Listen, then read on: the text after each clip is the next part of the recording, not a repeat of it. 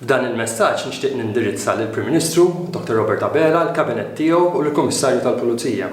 Din is-sena 2020 hija l-agħar sena fejn jirrigwarda l-qtil ta' safar protetti f'pajjiżna, meta lħaqna issa l-ammont ta' 152 speċi protetta maqtula.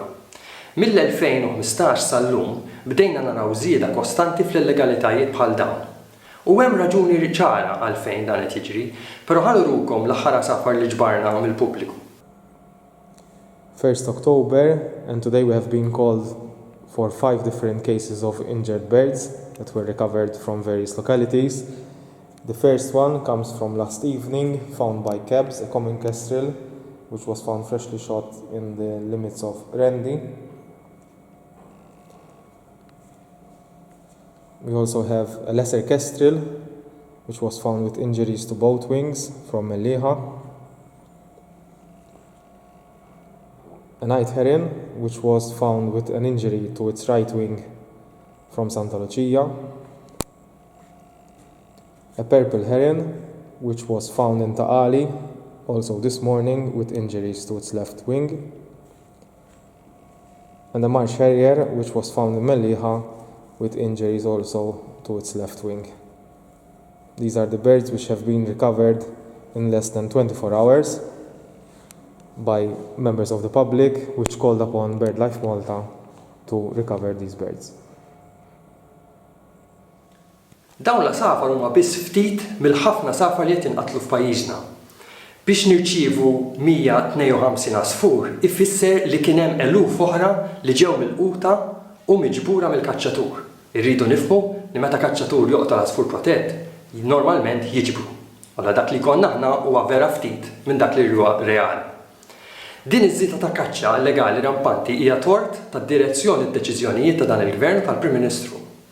Il għaliex f'pajjiżna il-liġijiet li ġew iffurmati sabiex jipproteġu l-asafar sena wara sena bdew jiddgħajfu.